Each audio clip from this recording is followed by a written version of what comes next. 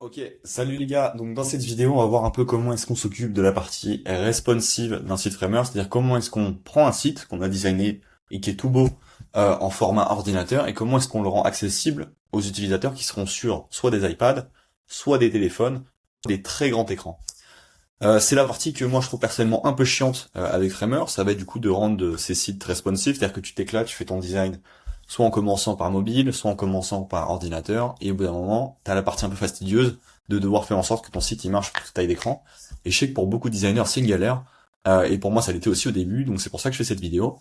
J'ai un membre de mon groupe de web design, du coup un groupe qui est gratuit sur WhatsApp dans lequel on discute, on se donne des conseils, qui m'a envoyé un site internet qu'il a créé sur ordinateur mais qui n'est pas encore responsive, et du coup, en fait, c'est lui qui m'a demandé de faire cette vidéo sur comment est-ce qu'on va rendre ce site internet responsive et comment est-ce qu'on va faire en sorte qu'il marche sur toute taille d'écran. Donc c'est ce qu'on va faire dès maintenant. Donc, avant ça, j'ai un petit truc à vous demander. J'ai publié mon site sur les Framer Awards. Donc c'est une compétition en fait qui a pour but d'élire le meilleur site Framer.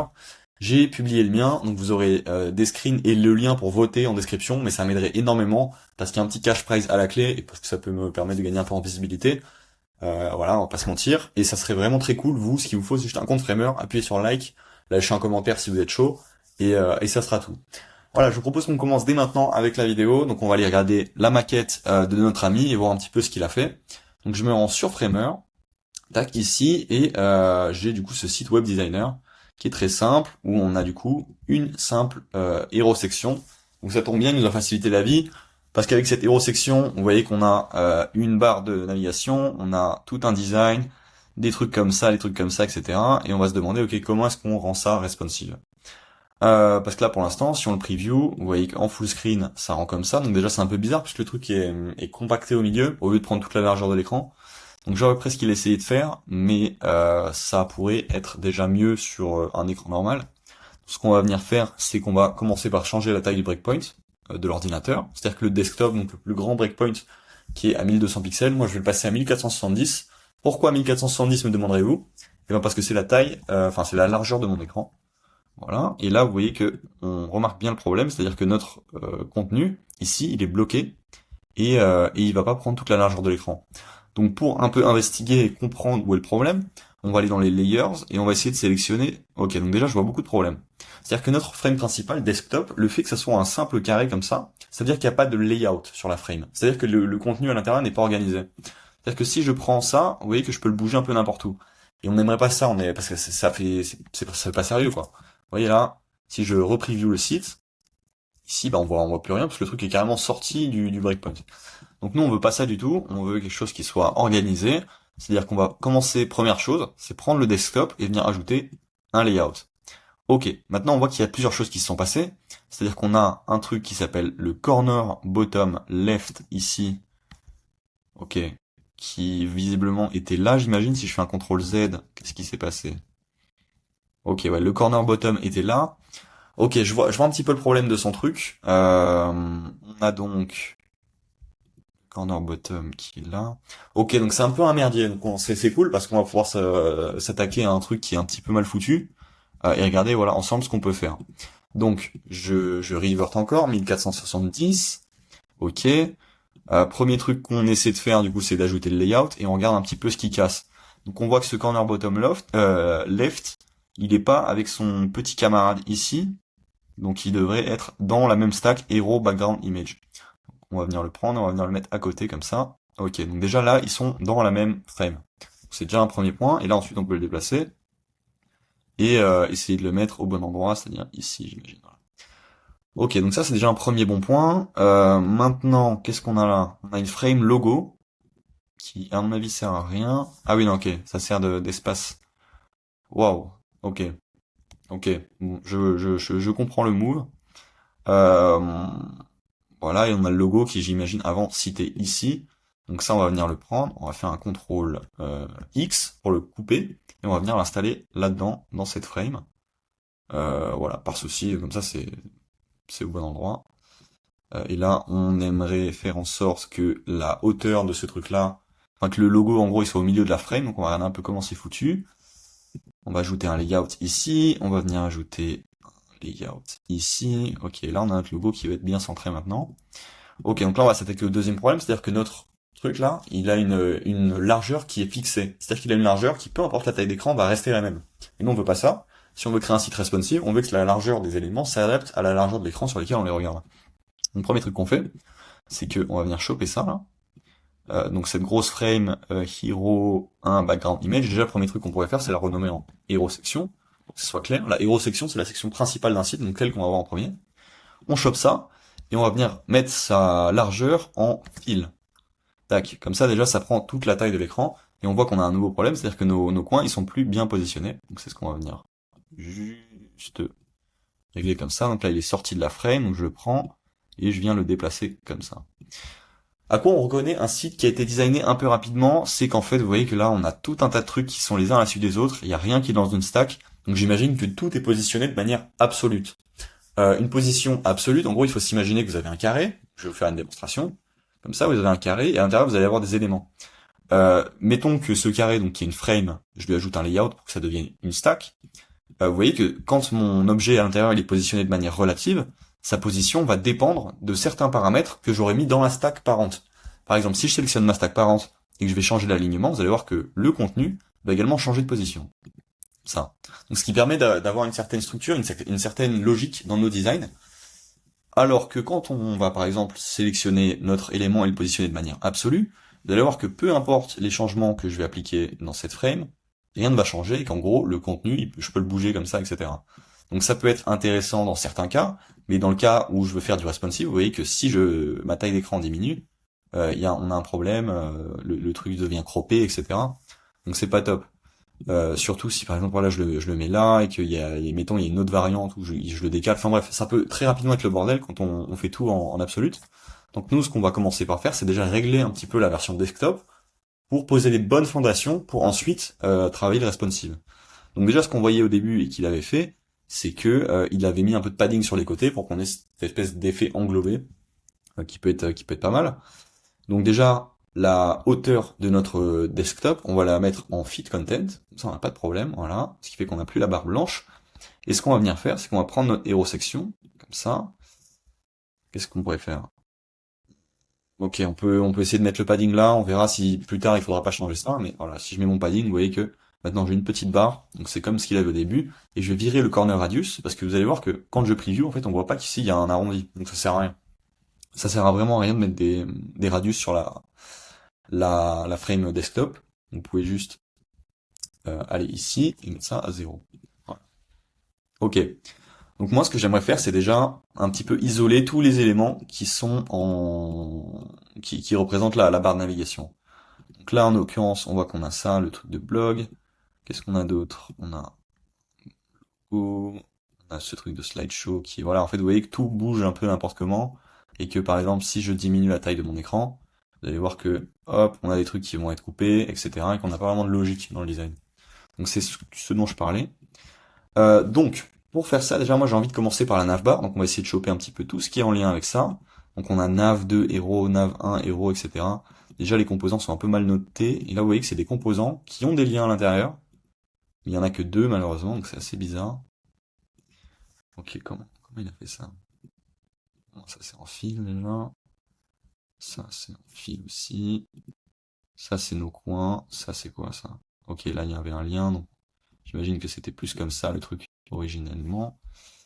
On a un corner bottom left ici. Donc ceux-là ils sont croppés maintenant. Ils ont été décalés. Hop. Hop, ok. Ok, donc là on a un truc comme ça, donc on va venir essayer de choper les trucs un par un. Ici il est dans une frame, je comprends pas trop pourquoi, on peut la virer. Le truc d'inscription, pareil, c'est dans une frame, on a forcément besoin de le mettre comme ça. Celui-là on va le décaler comme ça. Donc là on a notre menu qui est ici, on a notre truc inscription qui est à gauche. On va essayer du coup de repérer un peu où sont nos liens. Donc on a ça et ça, nav1 héros. Donc je vais tout prendre et je vais le mettre au même endroit, comme ça c'est clair. Il y a également ce truc de logo qui a plein de stacks différentes. On va essayer de voir ce qu'on peut virer, ce qu'on peut garder. Voilà. Déjà, c'est plus simple et ça, on va l'appeler logo du coup. Ça y a pas de problème. Et c'est un peu plus clair, on comprend un peu mieux ce qui se passe. Ici, pour la hauteur, je vais la mettre en fil. et ça en fil également. Voilà, comme ça, l'image elle est parfaitement en fil dans ce truc-là. Ensuite, on a les deux coins, donc le corner bottom, celui-là, et le deuxième qui va être, où est-ce qu'il est celui-là? Il est tout en bas. Ok. On va venir l'ajouter là. Corner bottom left, on va venir le mettre au-dessus du logo, et on va venir mettre celui-là, et le mettre là également. Ok, donc là, ici, on a tous nos éléments qui constituent l'aérosection. Donc déjà, ce qu'on va faire, c'est qu'on va les mettre à l'intérieur d'une stack. Donc là, ça va un peu foutre la merde, etc. C'est tout à fait normal. Et ensuite, on va voir qu'est-ce qui va ensemble à l'intérieur de cette hérosection. Déjà, ici, moi, je suis pas fan du fait qu'il y ait un composant, mais qu'il y ait que deux liens, etc. Donc, ce qu'on peut venir faire, c'est prendre ça et venir mettre detach instant. Et à l'intérieur, du coup, on se retrouve avec nos deux liens, comme ça, qui sont plus dans la stack, dont on n'a pas forcément besoin. Ok, donc ensuite on va regarder un petit peu tout ce qui est positionné de manière absolue, qu'on va venir passer en relative. Ça c'est bon, ça c'est bon, ça c'est bon, ça c'est bon. Et le nav de héros, on va faire pareil, on va detach la instance, on va virer ça, on sélectionne nos deux trucs et on va venir les positionner de manière relative. Ok, donc là on se retrouve avec tous nos éléments qui sont alignés à l'intérieur d'une même stack, on va appeler navbar. Ça c'est clair. Ok. Nous, ce qu'on veut, c'est que ça soit à gauche de l'écran, ça soit à droite, et qu'ensuite on a un espace qui soit cohérent entre projet et blog, et entre accueil et service, avec du coup ce truc au milieu. Donc déjà, ce qu'on va commencer par faire, c'est prendre notre logo, prendre notre corner bottom left, et prendre notre corner bottom right, du coup, et venir les mettre à l'intérieur d'une stack également. Donc pour faire ça, je fais commande, option, entrée, tac, et je me retrouve du coup avec une stack, qui a une width qui est mis en fil, et on veut pas ça, nous on veut que ce soit en feed content. Ensuite, ce qu'on voudrait, c'est que tous les éléments à l'intérieur de cette stack soient en haut de la stack. Donc pour faire ça, on va changer l'alignement. Tac, comme ça vous voyez qu'on est parfaitement en haut. Et on va venir réduire ou supprimer le gap pour qu'on ait plus ce truc-là en cliquant et en faisant comme ça. Ok, donc là on est déjà bien. On a cette barre de navigation qui pour l'instant, vous voyez, elle est à -2. Donc nous, on voudrait qu'elle soit positionnée à 0. Comme ça, on n'a pas de problème. Voilà. Ok, donc là on se retrouve avec ces éléments. On a bien notre composant logo comme ça. On a bien nos liens, on a bien notre menu. Et tout est carré.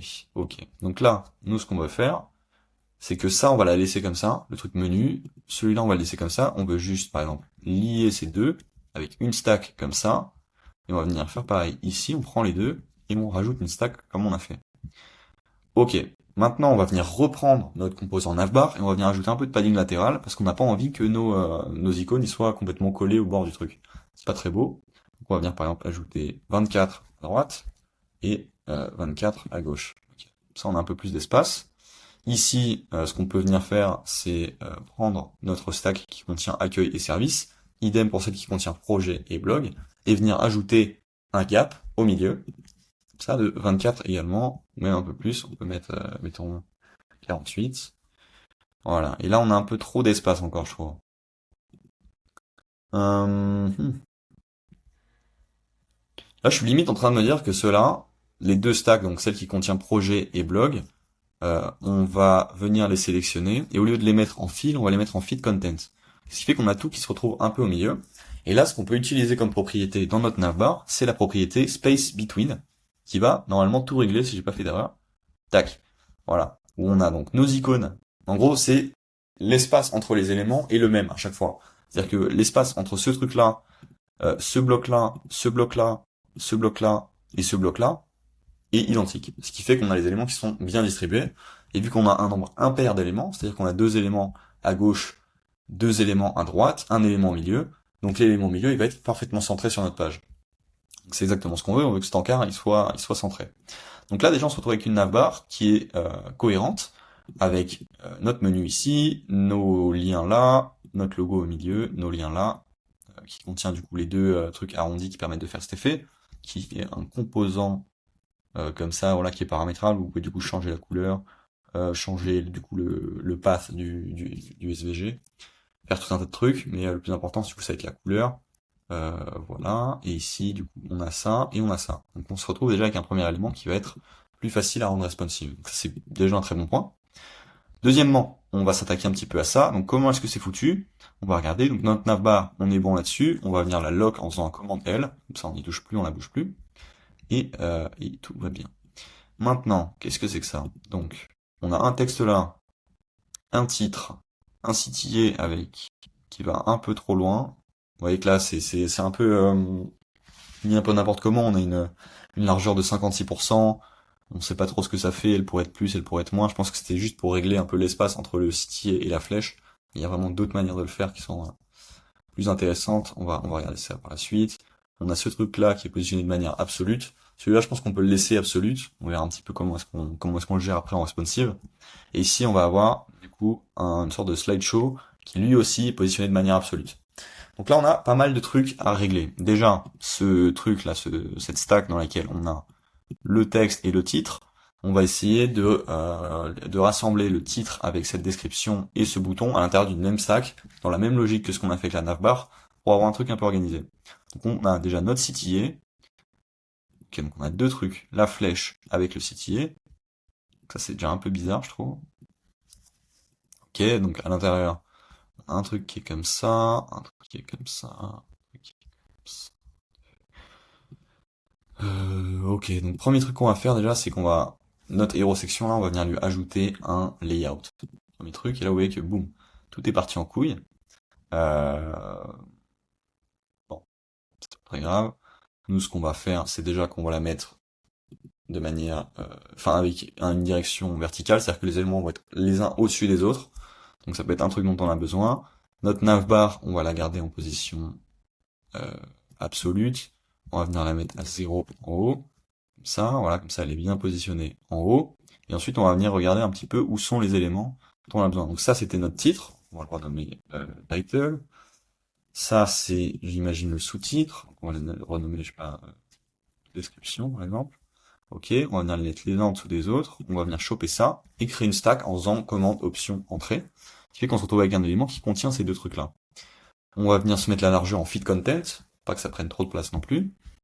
Donc ça, c'était notre titre avec notre description. Déjà, on peut venir virer les stacks qui sont là et les trucs qui sont là pour ne garder que les textes à l'intérieur de notre stack. Ça, on va l'appeler hero text avec notre titre et notre description. Et en dessous, du coup, on a un CTA qui est en fait en deux parties. C'est-à-dire que vous voyez qu'on a l'espèce de petite flèche et en dessous, on a le stack. Donc, nous, ce qu'on va faire, c'est qu'on va venir les sélectionner les deux, faire la même manip, donc commande option entrée, set la largeur à fit content. Voilà. Ok, on va regarder un peu ce qui se passe. C'est-à-dire que là, quand je prends mon CTA et quand je prends ma stack, vous voyez qu'ils ont des largeurs qui sont fixes. Et on veut pas ça, nous on veut que les largeurs de ces éléments, elles soient égales à la largeur du contenu qui est à l'intérieur des trucs. On les met en fit content. Comme ça, on prend notre stack parent qui contient du coup le CTA avec le texte et on va venir changer la direction, qu'elle soit horizontale.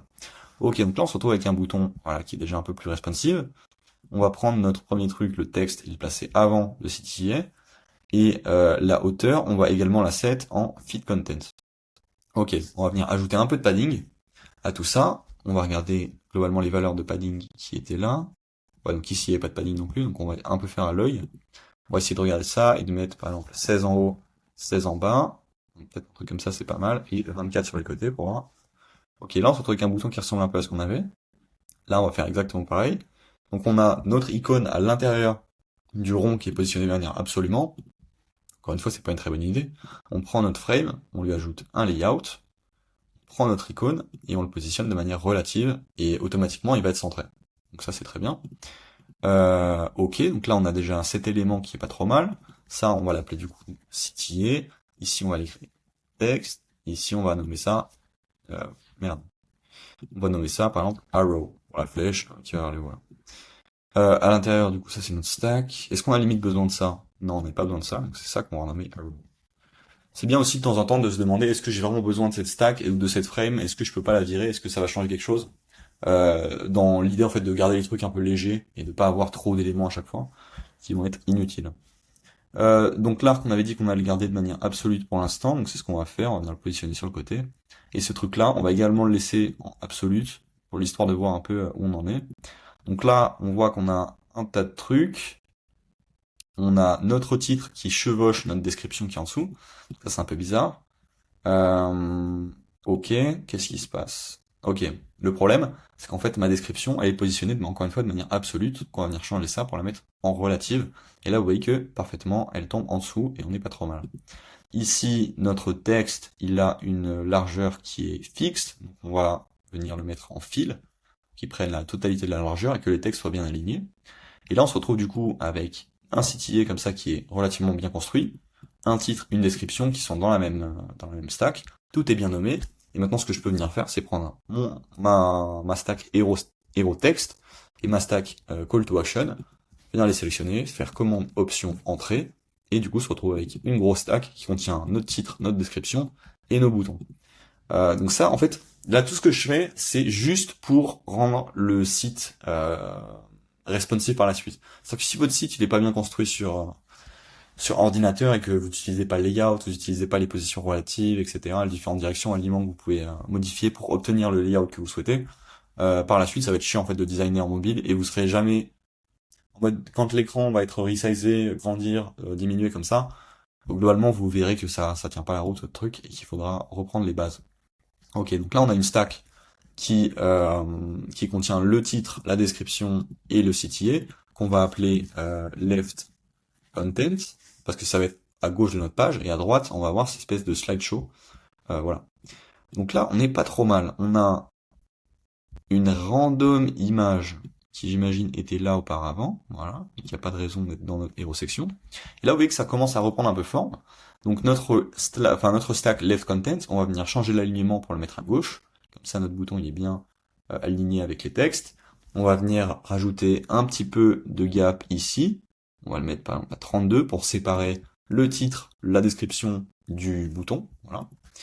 Maintenant, donc là on n'est pas trop mal, donc on a notre navbar qui est positionné absolument, on a notre bloc left content qui est positionné de manière relative, qui contient du coup tous les textes et les boutons, et notre composant slideshow, lui on aimerait aussi qu'il soit positionné de manière relative, pour qu'en fait on puisse avoir le left content qui soit à gauche et le slideshow qui soit à droite.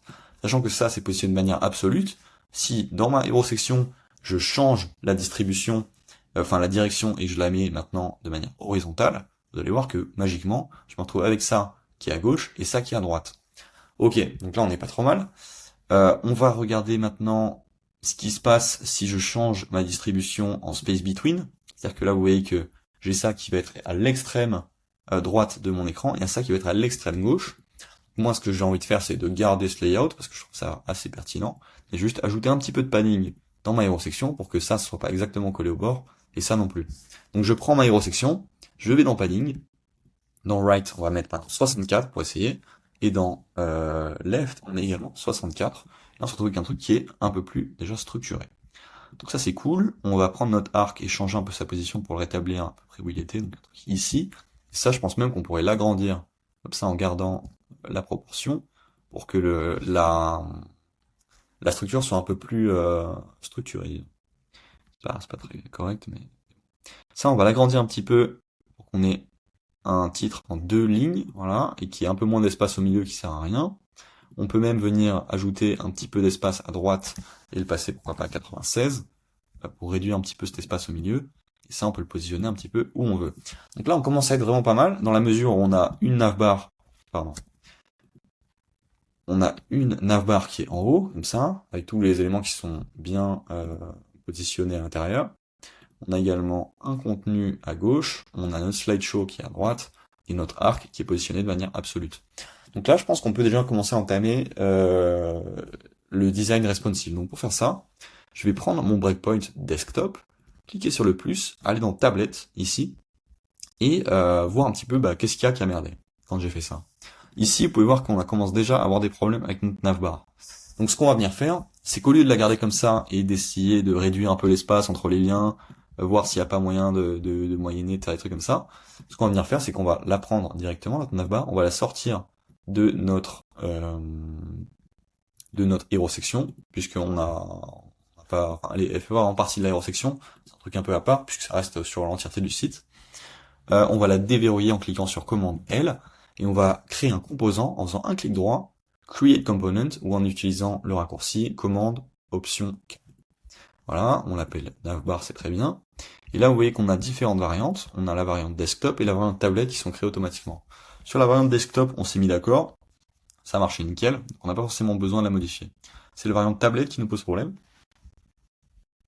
Donc pour régler ça, moi ce que j'aimerais faire, c'est en fait virer tous les éléments qui sont inutiles, notamment ça, enfin notamment les coins et les liens, et venir juste les remplacer par un icône comme ça, qui permettra d'ouvrir un menu quand on clique dessus sur tablette, pour pas qu'il y ait trop de texte en haut et que ça soit illisible. Donc là, ce que je vais venir faire, c'est que je vais sélectionner mes deux corner bottom left, les virer, je vais prendre ma stack ici, et le radius qu'on avait, je vais le passer à 0, comme ça c'est parfaitement carré. Ça, je le vire, ça, je le vire, et ça, je sais pas ce que c'était cette icône, mais je le vire aussi, on va dire. Ok, je prends mon truc tablette, et je vais venir tout simplement, par exemple, échanger l'ordre entre l'icône et le logo, et ce logo, on aimerait, nous, qu'il fasse toute la taille de l'écran, qu'il soit en fil, qu'il soit en fil, il fait toute la largeur du truc. Pour ce qui est du padding, ici, on va venir le virer. Voilà, on n'a pas besoin de ça. Ok, notre icône menu, on peut également le virer. On va faire un CTRL-C dessus, un CTRL-C, et on va venir l'ajouter dans notre frame logo à la toute fin. Et on va positionner sa height en fil pour que ça, la truc fasse la hauteur du truc. Ok, là on voit qu'on a une espèce de radius. On peut aller dans le composant. On peut prendre par exemple la variante 2 dont on ne sert pas, supprimer le radius, comme ça c'est carré, et venir ici sélectionner la variante 2 pour avoir un truc carré avec notre logo au milieu et notre icône comme ça. Donc bon, là j'accélère un petit peu, c'est pas exactement parfait puisque le logo est pas exactement au milieu. Pour un vrai site j'aurais fait différemment, mais là pour des soucis de rapidité, on va faire comme ça. Donc ici, notre variante, elle fonctionne bien, on a bien notre logo, on a bien notre menu, et on va maintenant créer une variante tablette ouverte dans laquelle on va retrouver tous nos, tous nos liens. Donc ici, on va venir sélectionner ça et ça, donc qui étaient nos liens à l'époque, je sais pas si vous vous souvenez. On va venir les ajouter. Ah, j'ai eu un problème avec Framer, je vais relancer.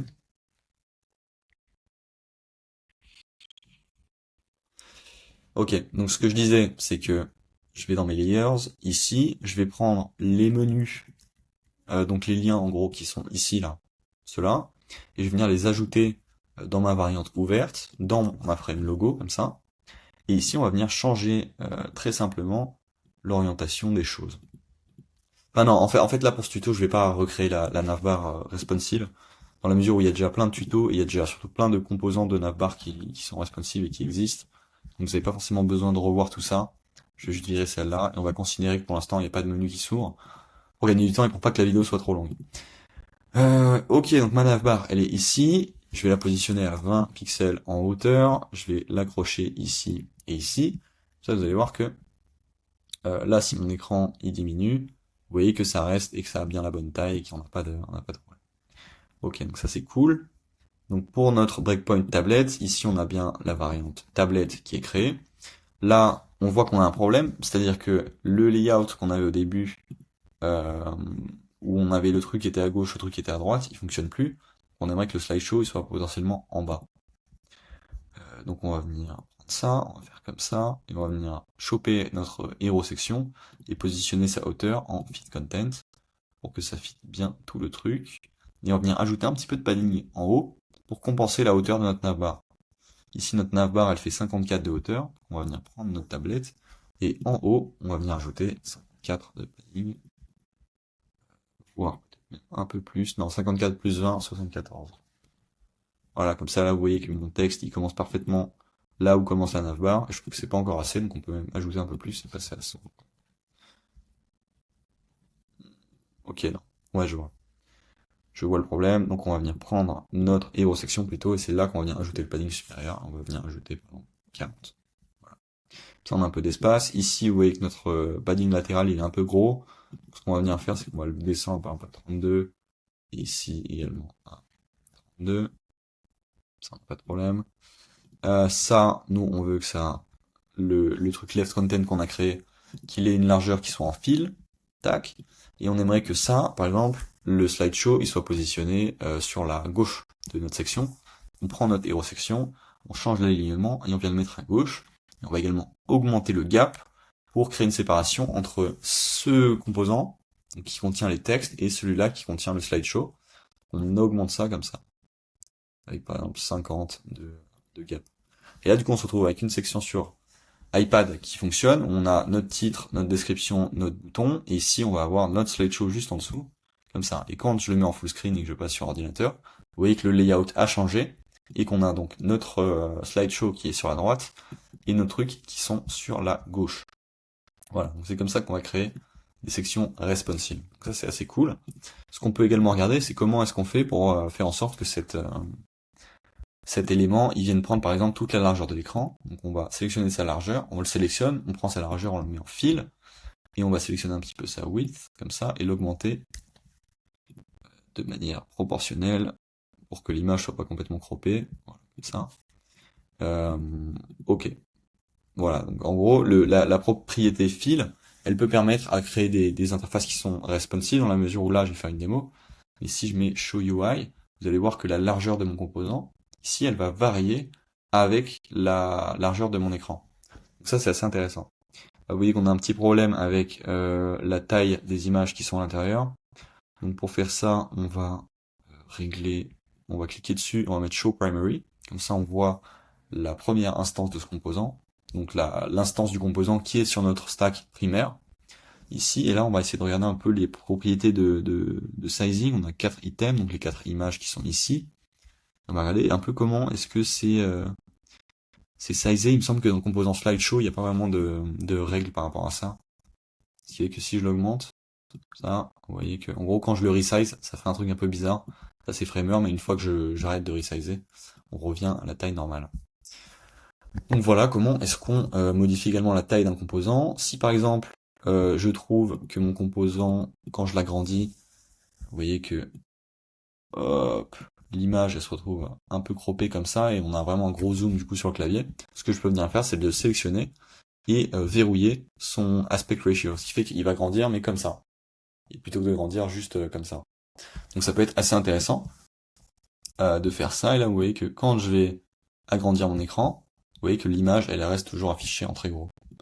Voilà, et on conserve exactement les mêmes le même aspect ratio, je sais pas comment on dit en français, mais voilà. Donc ça c'est intéressant.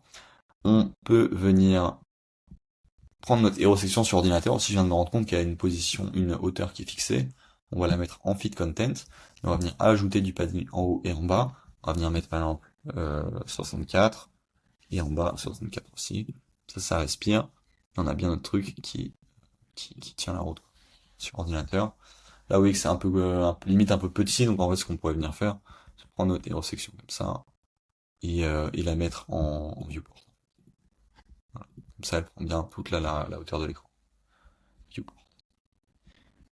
Voilà, et on peut même baisser un petit peu la valeur de viewport au lieu de le mettre à 100, puisqu'en fait on a un peu d'espace en haut, vous voyez qu'on a 20 de pixels, on a également 20 en bas, donc pour qu'on voit bien cette espèce d'effet encadré que le membre du groupe a voulu faire, on peut venir prendre notre hero section, réduire un petit peu la hauteur, comme ça, et la passer mettons à 95, ce qui fait que maintenant on voit parfaitement l'effet encadré, et ensuite on pourrait potentiellement passer à d'autres sections de notre site. Ok, donc là on est bien, vous voyez qu'on a une navbar comme ça sur ordinateur, que le format de navbar change un petit peu quand on vient passer sur ordinateur, enfin sur tablette pardon. Et on va maintenant regarder comment est-ce qu'on s'occupe de ça sur téléphone. Ok. Là vous voyez qu'en fait on a un problème de base et qui est fondamental avec la taille du texte qui sur mobile est beaucoup trop grosse. Donc pour faire ça, ce qu'on fait en général sur un site, c'est qu'on prend notre texte et on vient appliquer ce qu'on appelle un style. Ici, vous voyez que le style Heading 1, il fait 74 pixels de taille. Comme ça. Maintenant, ce que je peux faire pour rendre mes textes responsive, c'est que je peux ajouter ce qu'on appelle des breakpoints. Donc, comment est-ce que ça marche? Vous allez avoir un breakpoint L qui va correspondre à votre desktop. Donc, en gros, quelle taille et quel style votre police va avoir quand vous êtes sur une grande taille d'écran. Vous pouvez également regarder le breakpoint M. Donc ici, vous allez voir que le texte est un peu plus petit et qui va faire 59 pixels au lieu de 74 parce qu'on est sur le breakpoint M. Et sur mobile, maintenant, vous voyez que le texte est vachement plus petit et quand même une taille qui est un peu plus raisonnable et qui va nous permettre du coup de le rendre, de faire en sorte que ça rende bien sur mobile. Donc, une fois qu'on a fait ça, donc là, la navbar pour moi elle est correcte, ça tient toujours.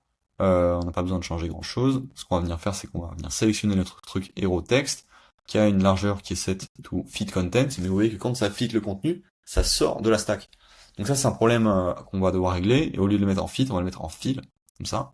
Et là, vous voyez que du coup, notre texte, il file notre contenu. Là, moi, j'aime pas du tout, parce que je trouve ça un petit peu trop croppé. Donc je suis pas fan en fait de garder ces bordures blanches qui servent à rien. Ça fait trop d'espace en fait entre le début du contenu et les écrans. Donc je pense qu'on peut tout simplement aller dans notre truc phone et venir virer le padding. Et ici, le passer à 0. Ça, on va également virer le radius de notre hero section qui n'a plus de sens du coup vu qu'on n'utilise plus cette logique de bordure blanche. Le passer, non, pas le padding, le radius, le passer à 0. Ok, et là ce qu'on va venir faire, c'est qu'on va venir prendre notre navbar, et là vous voyez qu'elle était accrochée à 20 pixels des extrémités de l'écran. Donc là on va le changer, on va la passer à 0, on va la passer également à 0.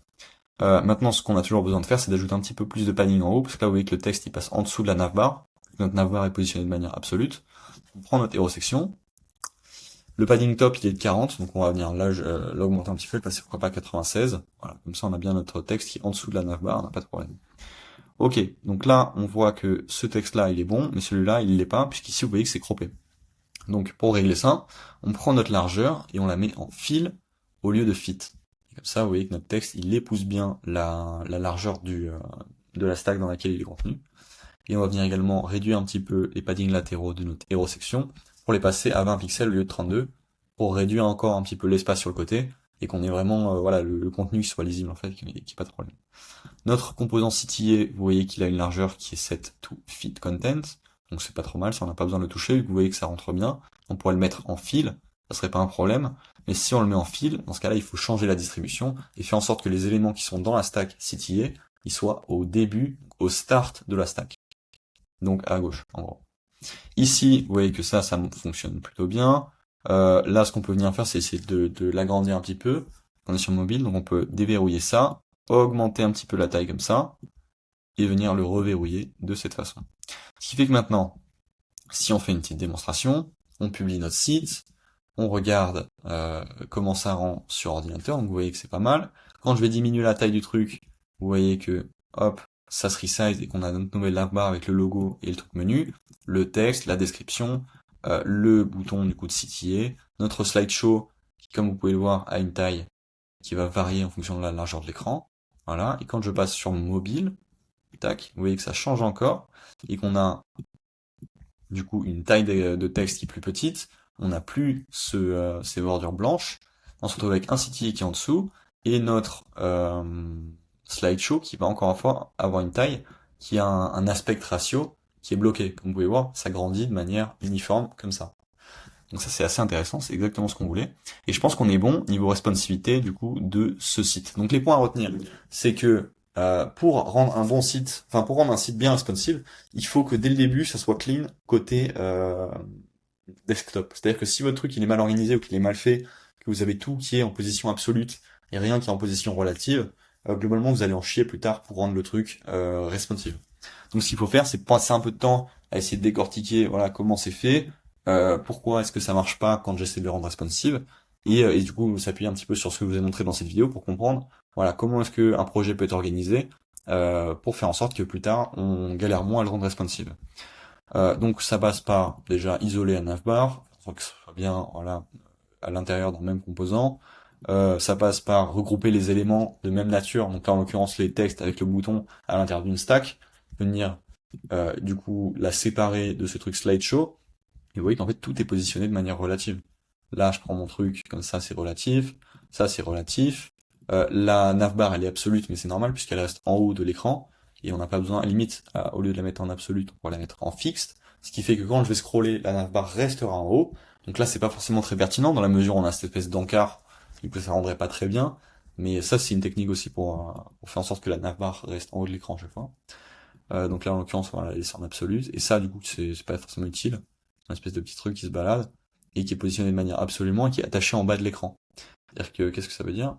C'est qu'en gros, on va se mettre en full screen, vous voyez que là, il y a un espace comme ça, et que si je, par exemple, diminue, merde, j'arrive pas à le faire, mais ok, on va faire autrement, on va l'attacher sur le côté, comme ça, et là vous allez voir que si je diminue la taille de mon truc, le truc il va rester toujours à la même distance entre la bordure droite de l'écran et enfin voilà, sa position reste toujours la même en gros. Donc ça, on s'en est pas trop occupé non plus sur les autres tailles d'écran, donc on peut aller regarder ça très vite fait pour le mot de la fin. On va le placer ici sur iPad. Et ici, on sait même plus où il est sur mobile, donc on va essayer de le localiser comme ça, l'arc. Donc l'arc, il est carrément sorti du truc, donc on peut venir le bouger en faisant majuscule et flèche droite, par exemple. Tac, et là, vous voyez qu'on le revoit ici, et qu'on peut venir le mettre, par exemple, là. Voilà. Ce qui fait que sur toute taille d'écran, maintenant, on a notre espèce de petit truc là. Petit badge avec le slideshow, le bouton, le menu du coup qui pourrait s'ouvrir. Là, je l'ai pas fait pour qu'on gagne du temps et qu'on puisse aller vite et voir beaucoup de choses dans cette vidéo. Mais j'espère que c'était clair. Je sais pas parce qu'en vrai c'est assez cette partie-là, genre elle est fondamentalement un peu chiante dans la mesure où ça touche à des stacks, ça touche à des trucs des propriétés de layout, de distribution, etc. C'est vraiment pas la partie fun de Framer, et c'est pour ça que je l'ai dit dès le début de la vidéo. Mais c'est un truc qui est ultra important, c'est-à-dire que vous avez beau faire le meilleur des sites, si les gens peuvent pas le voir sur mobile ou sur très grand écran, vous allez être baisé. Donc je vous invite à faire attention. Et voilà, globalement, je pense qu'on est bon. J'espère que le gars qui m'a envoyé la vidéo, qui m'a envoyé son site, est content du truc et a pu voilà bien comprendre comment est-ce qu'on rend un site responsive, ou du moins là une section en l'occurrence. Et je vais peut-être faire je pense qu'en fait là pour mes prochaines vidéos, je vais commencer une série dans laquelle je crée un site de A à Z avec vous. Ça serait une série de vidéos qui a vraiment pour but de vous montrer comment je passe de la stratégie au design, au développement, les optimisations SEO, les tests responsive, à la livraison du client, pour que vous ayez vraiment une idée de comment ça marche un peu d'être web designer et que vous soyez pas trop perdu. Voilà, écoutez, bah, j'espère que ça vous a plu. Vous pouvez aller liker mon post du coup qui va être dans la description. C'est le truc Framer Awards dont je vous avais parlé plus tôt. Vous pouvez également rejoindre le groupe des web designers. C'est le lien également dans la description. Vous pouvez me suivre sur mes réseaux. Je vous invite à lâcher un petit like, un petit abonnement, ça aide beaucoup la chaîne et ça montre en fait voilà qu'il y a des gens qui aiment bien ce que je fais et que ça aide des gens surtout. Bah écoutez voilà, si vous avez aussi besoin d'aide sur un projet web, contactez-moi, il y a tout dans la description et je vous souhaite une très bonne journée. J'espère que ça vous a aidé. Je vous dis à très vite.